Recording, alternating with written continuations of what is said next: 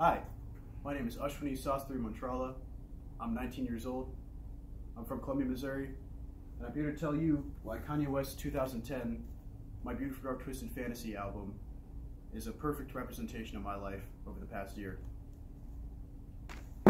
Now, in the mid-2000s, Kanye West was a huge superstar. He had massive songs on the radio, and everybody seemed to be buzzing about him. I remember the first time I heard his 2004 single, Jesus Walks, and how it amazed me. It was a perfect party song with a driving backbeat and an upbeat tempo, but lyrically, it brought more socially conscious imagery to mind. It talked about religion and talked about the struggles that African Americans go through in inner city Chicago.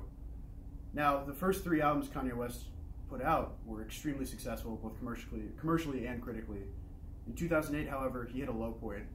His mother, Donda, passed away from complications with plastic surgery, and he had a very bad breakup with his girlfriend at the time. So emotionally, he was in a completely different headspace. Out of that, he created the biggest album disaster of his career, 808s and Heartbreak. This was a record that essentially shunned him away from the public eye. Nobody wanted to hear Kanye's music after this. I mean, coming off the first three albums that were so beloved, you can't put out something that divisive and have people want to hear it anymore. So, he went away. 2 years out the game, completely.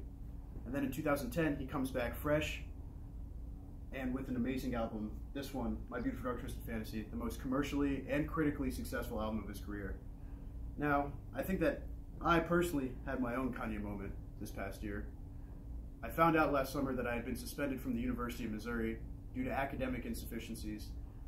This was a really hard time for me.